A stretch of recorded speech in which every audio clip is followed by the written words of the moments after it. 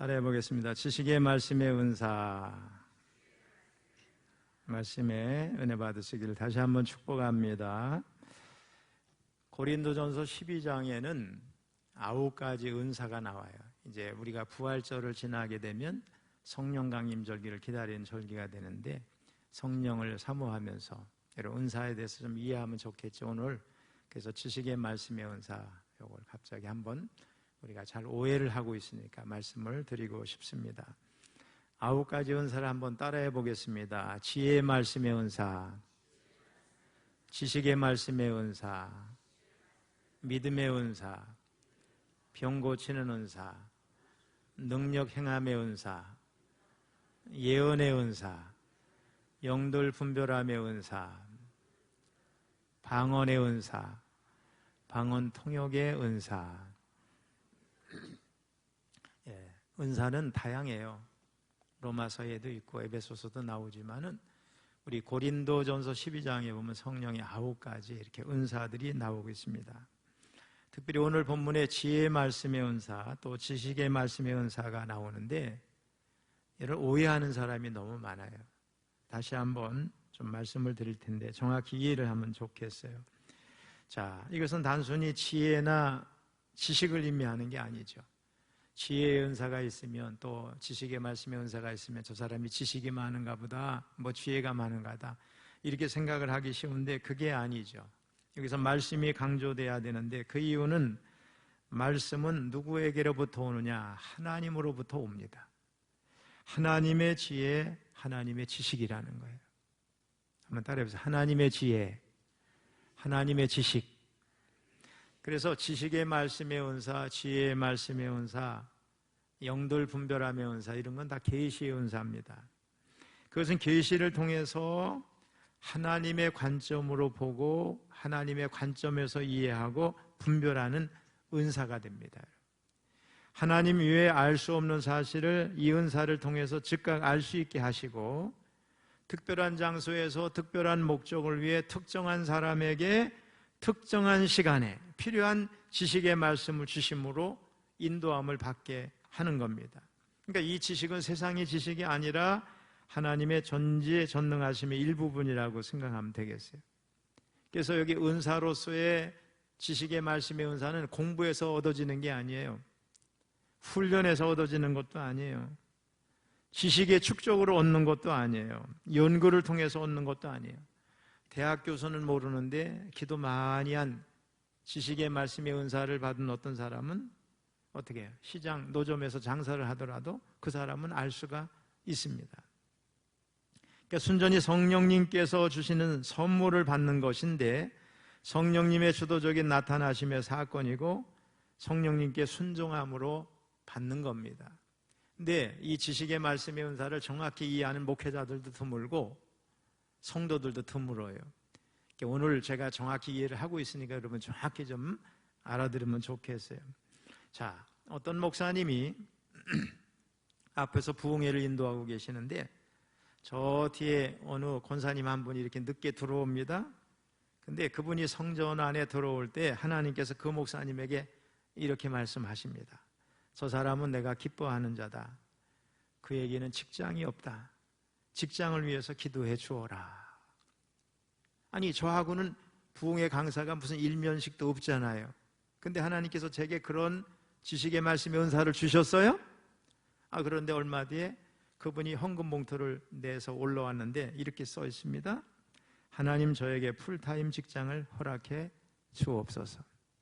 자, 그분이 직장이 없다는 걸 누가 알려주셨어요? 하나님이. 이건 누구의 지식이에요? 하나님의 지식이에요.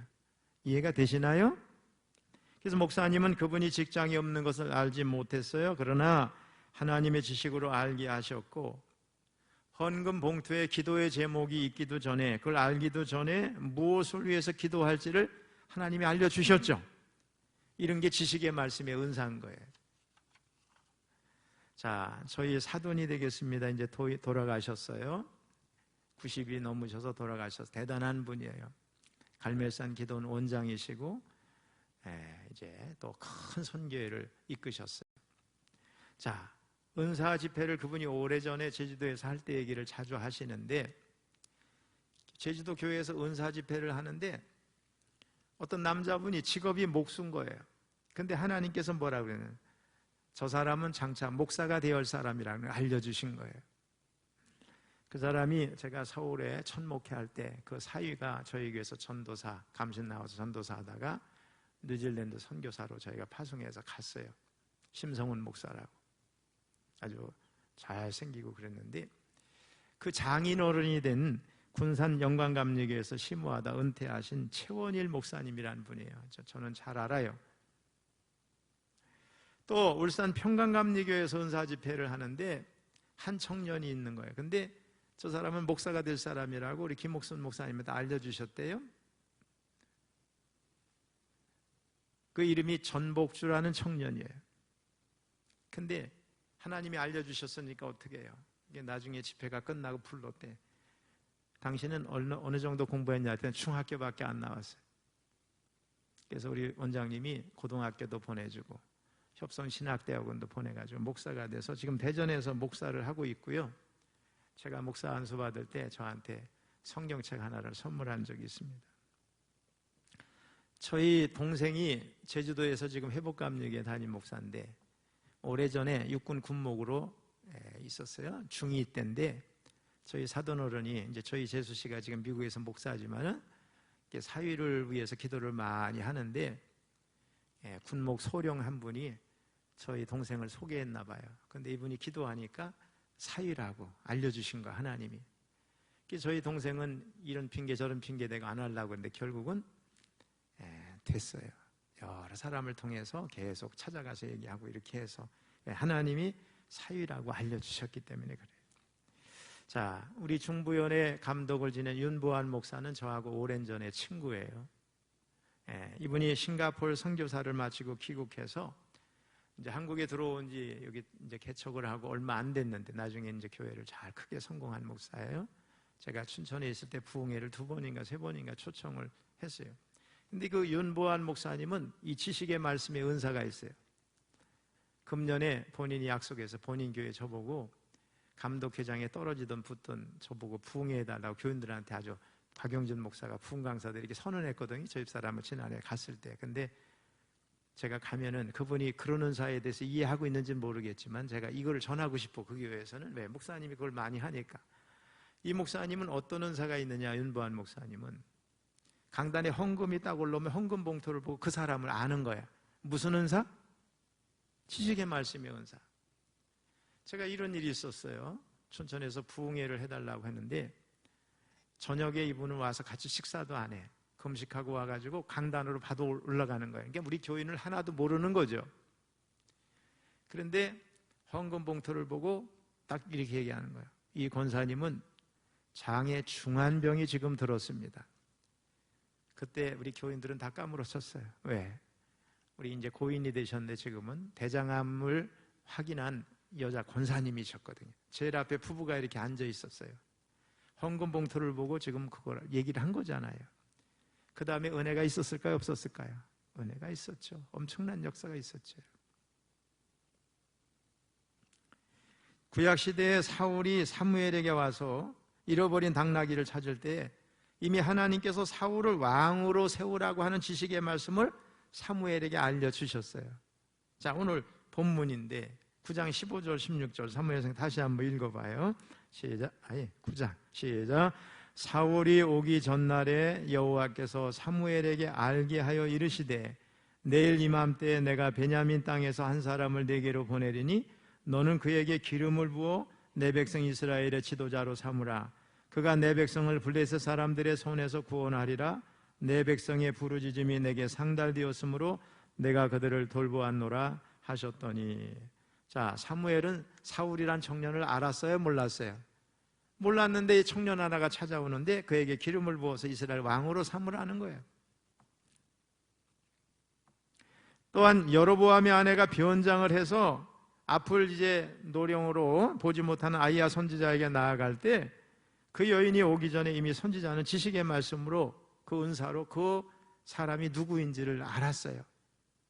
왕의 부인이 변장하고 왔어요. 그리고 여로보암에게 임한 하나님의 심판을 예언합니다. 자, 열왕기상 14장 4절 5절 시작. 여로보암의 아내가 그대로 하여 일어나 실로로 가서 아히야의 집에 이르니 아히야는 나이가 많아 눈이 어두워 보지 못하더라. 여호와께서 아히야에게 이르시되 여로보암의 아내가 자기 아들이 병들었으므로 내게 물으러 오나니 너는 이러이러하게 대답하라. 그가 들어올 때에 다른 사람인 채 함이니라. 할렐루야. 자, 좀 이해가 되시죠 이제는? 그래서 성경에서 말하는 지식의 말씀의 은사라고 하는 것은 우리가 뭘 공부해서 연구해서 하는 단순한 지식이 아니라 이해, 통찰, 암, 가슴속 깊이 이해하는 거예요. 근데 누가 알려주셔요? 하나님이. 지식은 어떤 것에 대해서 구체적으로 우리가 상세하게 아는 게 지식이죠. 지혜는 그걸 가지고 어떻게 활용하는가, 이걸 결정하는 거예요. 최고의 지식은 뭐냐? 하나님을 아는 지식입니다. 그러므로 지식의 말씀의 은사, 지혜의 말씀의 은사, 영들 분별함의 은사는 상호 보완함으로 그리스도의 몸을 세워갈 수 있습니다. 지식의 말씀의 은사는 성경에 감추어진 신령한 비밀에 대하여 성령님의 조명하심, 또 하나님의 지식으로서 경험이나 배움을 통해서 얻는 게 아니고 계시, 다시 말하면 성령의 나타나심을 통해서 알게 되는 지식이에요. 목회를 하다 보면 저도 그런 일이 있을까요? 없을까요? 있죠. 어떤 분에 대해서 저에게 미리 알려주는 경우가 있겠죠. 어떤 경우는 꿈일 수도 있죠. 그래서 제가 너무 생생해서 이건 하나님이 알려주셨다 생각하고 저 집사람한테 꿈꾼 즉시 얘기를 해요. 알고 있으라고. 얼마 후에 똑같은 짓을 해. 그런 일을 종종 경험할 수도 있어요. 어떤 경우는 분명하게 알려주시는 것도 있어요. 이게 지식의 말씀의 은사예요. 이해가 좀 되시나요? 자, 예수님이 사마리아 여인을 만나셨을 때 그 남편에 대해서 미리 알고 말씀하시죠? 지금 내 남편도 내 남편이 아니라는 거예요. 남편이 여러 있는 것도 주님은 다 아셔요. 또 나다나엘을 만나셨을 때 그가 이미 무화과 나무 밑에 있을 때부터 알았다, 주님은 말씀하세요. 가룟 유다가 앞으로 장차 무엇을 할 것을 아셨을 때 어서 가서 네 행할 거를 해라. 그러니까 떡 한 조각을 주니까 사탄이 들어가서 예수님을 떠나서 예수님을 팔게 되잖아요. 삭개오를 만나셨을 때 친근하게 그 이름을 부르십니다. 베드로가 앞으로 어떻게 부인할지를 알으셔요. 또 우리 주님은. 그래서 닭 울기 전에 네가 3번 나를 뭐해? 모른다고 부인한다는 거예요. 베드로가 아나니아와 삽비라가 성령님을 속이고 재산을 감춘 것을 알았어요. 무슨 은사? 무슨 은사? 지식의 말씀의 은사. 엘리사는 게하시가 나아만에게 가서 무엇을 요구했는지를 멀리 있었지만 다 알았어요. 지식의 말씀의 은사는 우리가 알 수 없는 사실에 대해서 알게 하시고 숨겨진 사실을 알게 하시죠. 사람들의 근본적인 문제도 알게 하십니다. 마음의 비밀을 드러내줘서 회개하게 하고 이웃의 문제를 알게 하심으로 도구기도 하게 하시는 거죠. 자, 제가 춘천에서 목회할 때 부흥회를 했는데 강사님이 어느 청년에게 은사 집회 때 담배를 끊으라고 그랬어요.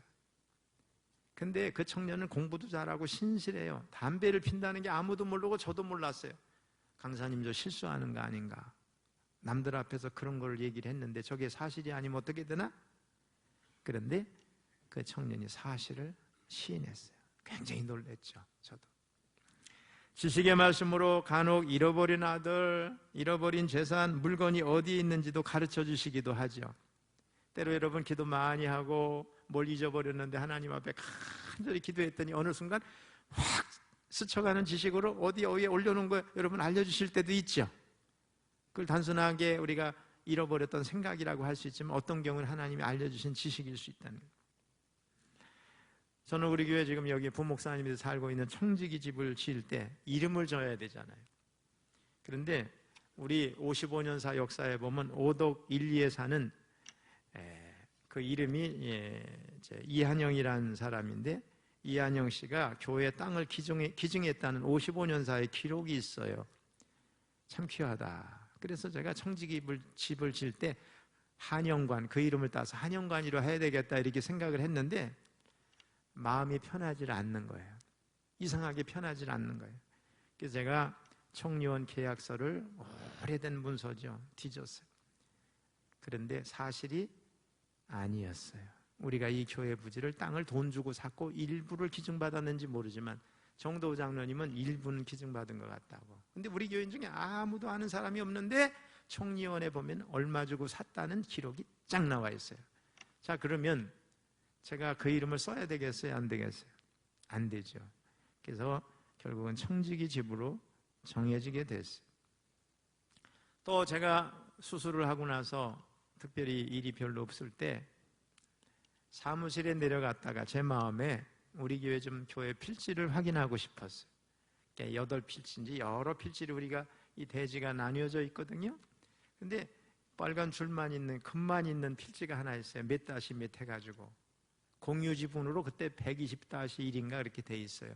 그러니까 이 우리 교회 앞에 있는 도로에 120명인가 얼마가 되는 수많은 사람들이 땅을 내놔서 그 중에 우리는 일 정도 가진 우리 기여를 해서 도로가 만들어졌다는 거예요. 자, 그러면 지분을 가지고 있는 게 우리 필지로 있다?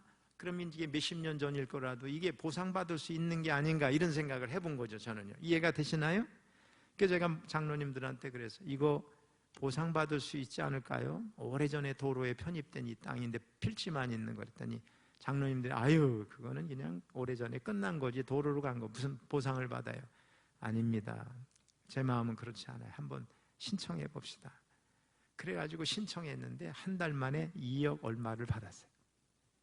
도에서 군에서는 누군가 아무도 신청 안 해. 너무 오래의 일이고 그래서 그리고 공유지분이니까 누가 하는 게 아닌데 혹시 몰라서 예비비처럼 얼마를 가지고 있는 걸 우리가 가져온 거야. 이해가 되세요? 참 놀랍죠, 이런 걸 보면요. 자, 제가 오늘 드리고 싶은 거, 자, 성경 한번 또 읽어봅니다. 사도행전 16장 16절에 18절 시작.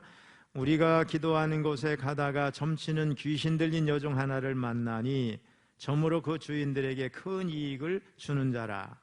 그가 바울과 우리를 따라와 소리질러 이르되 이 사람들은 지극히 높은 하나님의 종으로서 구원의 길을 너에게 전하는 자라 하며 이같이 여러 날을 하는지라. 바울이 심히 괴로워하여 돌이켜 그 귀신에게 이르되 예수 그리스도의 이름으로 내가 네게 명하노니 그에게서 나오라 하니 귀신이 즉시 나오니라. 자, 지식의 말씀의 은사가 뭔지 어떻게 언제 사용해야 하는지 모를 때 사탄이 우리를 슬며시 속이는 은사가 있어요. 그래서 한국교회에 거짓말이 왔다 갔다 하고 있어요. 그리고 그런 줄 알아요. 한번 따라해보세요. 투시의 은사. 들어본 사람 손 들어봐요. 투시의 은사. 들어봐요. 손 들어보세요. 믿음 생활을 어떻게 했길래 이런 소리도 못 들어봤어. 투시의 은사라는 말 들어본 사람 손 들어봐요. 네, 손 내려요. 그러면 투시의 은사라는 말이 성경에 있어요, 없어요? 그러면 사실일까 아닐까? 가짜입니다. 이런 말을 우리 교인들은 앞으로 쓰지 마시길 바랍니다. 투시의 은사는 없습니다. 모조품에 속아서 우리가 현혹당하는 거예요. 그래서 투시의 은사가 있다는 말이 성경에도 없어요. 이거는 지식의 말씀의 은사를 잘못 표현한 거예요. 투시의 은사가 없어야 할 이유를 제가 두 가지 말씀을 드릴게요. 그건 하나님께서 투시의 은사를 원하지 않으시기 때문에 그래요. 자, 첫째로 우리의 생각과 마음 중심을 다 아시는 분은 이 세상에 없어요. 누구뿐이에요? 하나님 한 분뿐이에요. 사탄도 사실은 투시의 은사를 가질 수 없어요. 왜? 전능하지 않기 때문에. 우리의 생각이나 마음을 들여다볼 수 없어요. 사탄은 우리에게 생각을 심어주거나 운명을 심어주어서 알 수 있을 뿐이에요. 만일 운명을 말하고 속을 깊이 들여다보는 것처럼 말하는 사람이 있다면 신접한 영에 사로잡힌 사람이에요. 제가 춘천에 있을 때도 거짓 영이 활동하는 걸 몇 번 경험했어요. 어떤 집사님이 이유 없이 교회를 떠나면서 자기가 들통이 났어요. 이제 뭐랄까 잘못된 은사를 가진 게. 근데 뭐라고 하면서 나갔느냐? 우리 담임 목사님이 6개월 후에 여자 문제가 터진다. 이게 심각하죠? 저는 저 집사람밖에 모르거든요. 근데 여자 문제가 터져서 난리가 난다 그러고 갔어. 그러면 이게 거짓말이지만은 이거를 믿고 의심하는 사람이 있을까 없을까요? 교회에 꼭 그런 사람이 있죠. 여기는 없어. 의정부쯤 가면 있는데 우리는 근데 사람들은 그래. 그런 소리 들으면 6개월 뒤에 무슨 일이 있었을까 없었을까요? 전혀 없죠. 거짓 영이 말했으니까 교회를 흔들어 놓으려고. 자, 사도행전 16장에 보면 바울이 마게도냐 빌립보에서 두아디라 시에 있는 자색 옷감 장사 루디아라고 하는 여자에게 복음을 전해서 그녀와 식구들이 세례를 받습니다. 그리고 그녀의 집이 사도 바울이 이제 거기서 거하게 되는데, 하루는 기도하러 가다가 점치는 귀신 들린 여종 하나를 만났는데 점을 쳐서 주인에게 돈을 벌게 해주는 그런 사람이에요, 여자. 근데 그 여인이, 귀신 들린 여인이 바울 일행을 따라다니면서 막 소리를 지릅니다. 이 사람들은 지극히 높은 하나님의 종으로서 구원의 길을 너에게 전하는 자라. 사실이에요? 틀렸어요? 맞는 말이죠. 귀신도 하나님의 종이라는 건 알아봤죠? 근데 쫓아다니면서 계속 여러 날을 그러니까 바울이 너무 괴로워서 귀신에게 명령했어요. 예수 그리스도의 이름으로 내가 네게 명하노니 그에게서 나오라. 귀신이 즉시 나오니까는 점을 쳐요, 못 쳐요? 못 치죠. 그래서 그 주인이 바울을 감옥 가게 한 거예요. 그게 빌립보 감옥 이야기예요. 자, 이 일로 수익이 끊어진 주인들이 바울과 실라를 장터로 관리들에게 끌어가서 고통을 당하게 하고 감옥에 갇히게 했어요. 그런데 그들이 하나님을 찬송하고 기도할 때 기적이 일어나고 간수와 그 가족이 다 예수를 믿는 놀라운 역사가 일어났어요. 자, 여기서 귀신에 붙들린 여인이 점을 쳐서 주인에게 돈을 벌게 해주고 다른 사람들의 운명을 알게 해주었어요. 바울이 하나님의 종이라는 것도 토대로 됐어요. 이 여인은 하나님이 알려줬었을까요? 귀신이 알게 했을까요? 대충 얘기하지 말고 여러분 생각을 말해보세요. 하나님이 알려줬어요? 귀신이 알게 해줬어요? 귀신이 알게 해줘. 이해가 되시나요? 귀신이 손금을 보는 자, 점치며 운명을 말하는 자들에게 정보를 제공합니다. 그러니까 귀신도 일정 부분 뭔가를 하는 거예요. 그러니까 하나님 대신에 점집에 가거나 어디 가서 뭐 하고 그러면 어떻게 해요? 역사를 하는 거야. 자기가 마치 신인 것처럼 넘어뜨리는 거야. 근데 귀신은 결국 한 인간을 불행에 빠뜨리지 행복하게 만드는 게 아니에요. 그래서 무당을 찾아간다든가 귀신을 찾아간다든가 막 점치는 사람 찾아가면 결과가 좋아요, 나빠요? 나빠요. 여러분, 무당이 돈 벌어가지고 떼부자가 돼서 행복하게 살았다는 얘기를 들은 적이 있나요? 그렇게 돈을 벌다 어느 날 한순간 망해가지고 다 끝나죠. 그래서 우리 일산 감리교회 저희하고 이제 저희 신학교 동기 목사님 있어요. 큰 교회, 일산광림교회. 그 목사님이 목회를 하는데 자기 교회학교 어린이부에는요 무당 자녀들이 꽤 있대. 그래서 알아보니까 무당이 너는 살려면 교회 가야 돼 그런대. 왜? 자기는 귀신에게 붙들려서 벗어날 수 없어서 인생이 망쳤지만 너는 그러면 안 된다고 교회를 보낸다는 거예요. 이해가 되세요? 무당들은 자기의 인생이 한스러운 거야. 자기가 붙들려서 벗어나지 못하, 귀신에게 붙들려서. 그런데 하나님께 나오면 그것도 벗어날 수 있는데 그런 믿음이 없는 거죠. 근데 자기는 잘못된 길로 가고 있다는 걸 아는데 내 자녀만큼은 누구에게로? 저 큰 신 하나님에게로 가야 된다고 생각해서 교회를 보낸다는 거예요. 자, 여러분, 점치는 집에 가야 되겠어요? 말아야 되겠어요? 무당한테 가야 되겠어요? 말아야 되겠어요? 안 되겠죠? 일시로 뭘 하나 맞추면 현혹당해가지고 믿음을 버려서 나중엔 망하게 되고 지옥 가는 거예요. 이게 무당이, 귀신이 원하는 거예요. 자, 또 하나는 투시은사가 없는 이유가 뭐냐?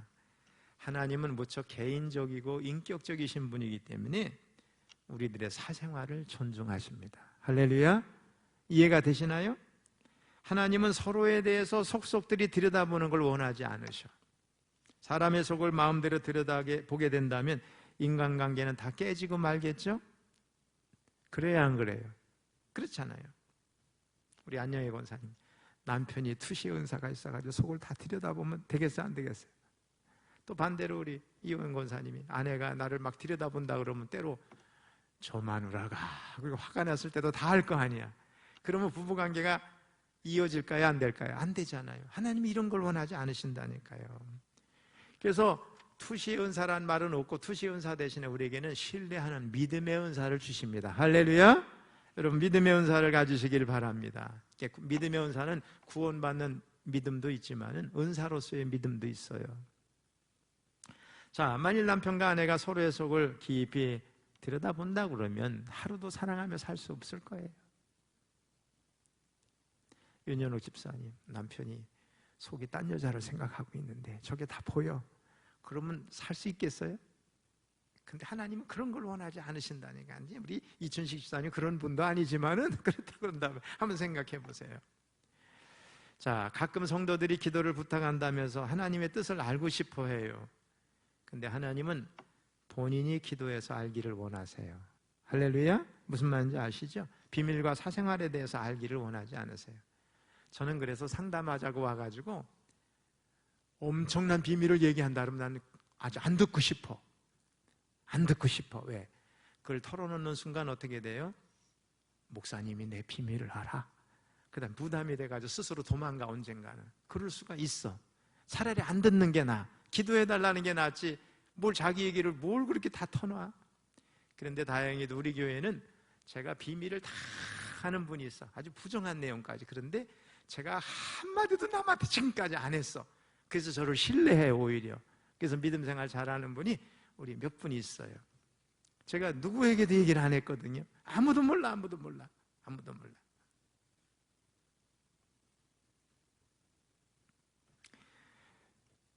그런데 원하지도 않는데 다른 사람에 대해서 알게 해주시는 경우가 있습니다. 왜? 그 당사자가 아무리 하나님이 말씀하셔도 못 알아들어. 깨달음이 없어. 또 어떤 경우는 그에게 위로가 필요한 경우가 있어요. 절망과 아픔 가운데 성도를 돌보신 하나님이 그때 저 사람은 뭔가 마음이 아프다는 걸 알려주실 수 있습니다. 이해가 되시나요? 그러나 다른 사람의 사생활에 대해서 정보를 알려주시지는 않습니다. 그래서 여러분 기도원 갔다 와가지고 은혜 충만하다고 그러고 막 교회 얘기하고 내가 당신 다 알아 하나님 알려 이렇게 하면은 믿지 마세요. 무슨 말인지 아시죠? 가짜입니다. 우리 하나님은 그런 은사를 주시지 않아요. 누구나 마음속 깊은 곳에 숨기고 싶은 비밀이 있고 은폐된 감정이 있습니다. 하나님은 이런 것들을 속속히 아는 것을 원하지 않으세요.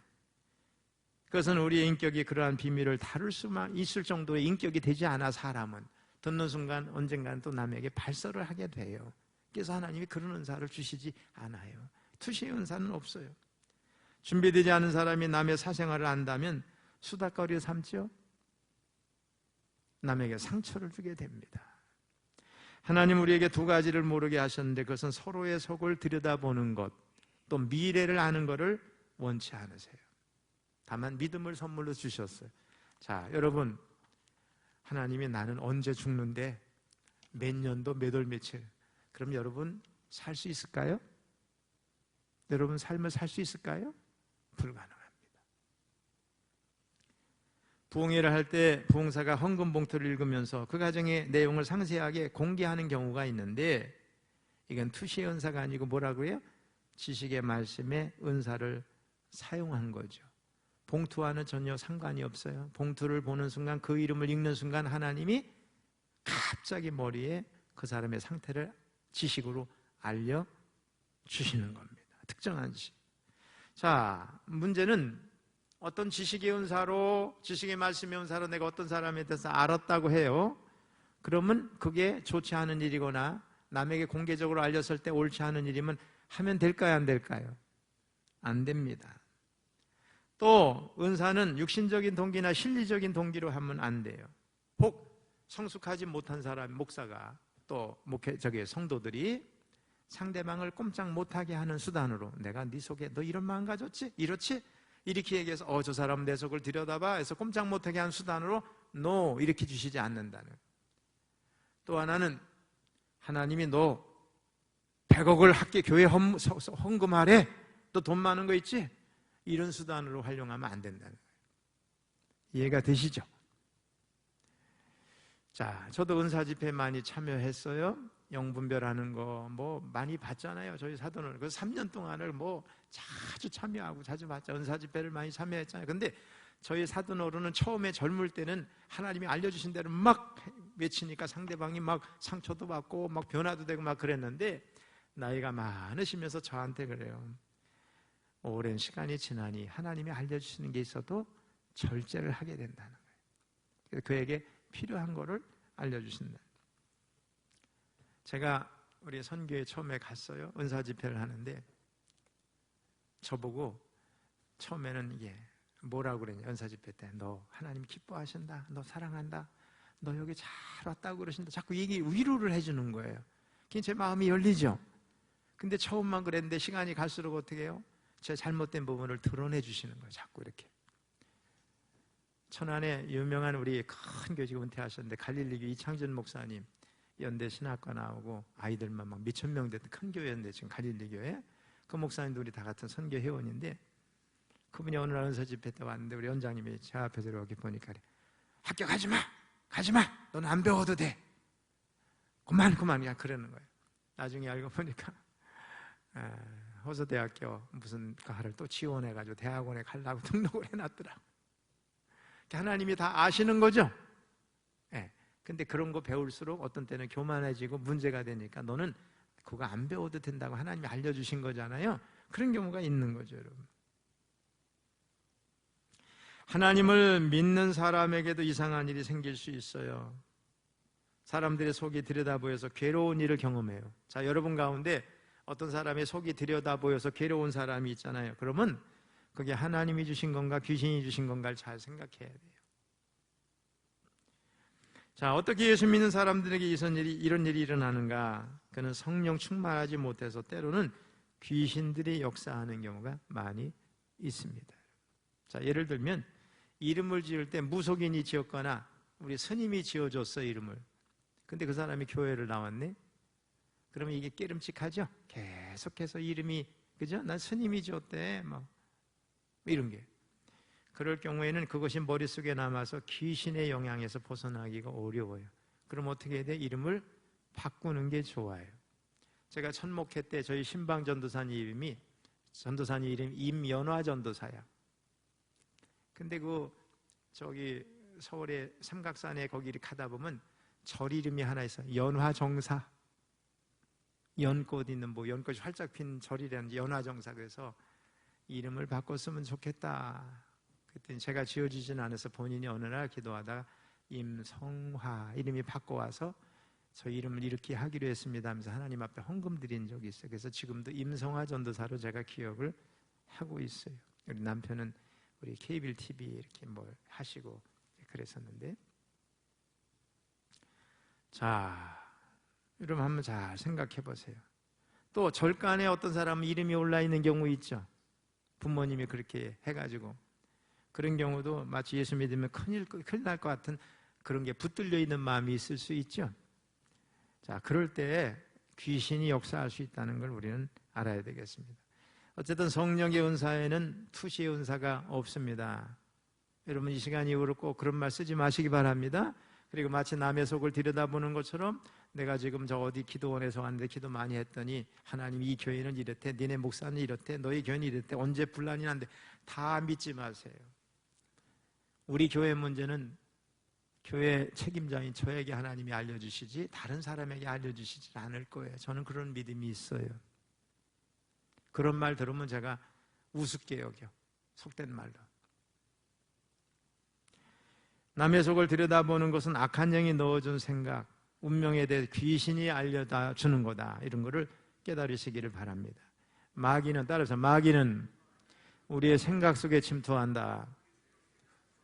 할렐루야. 그래서 한국교회는 목사님들 중에서도 투시 은사라는 말을 막 쓰는 분이 너무 많고, 지식의 말씀의 은사가 뭔지 몰라서 너 지식의 말씀의 은사가 있어서 많은 지식을 갖게 될 거야. 엉뚱한 소리 하는 목사가 많아요. 여러분 반드시 오늘 말씀 꼭 이해하시기 바랍니다.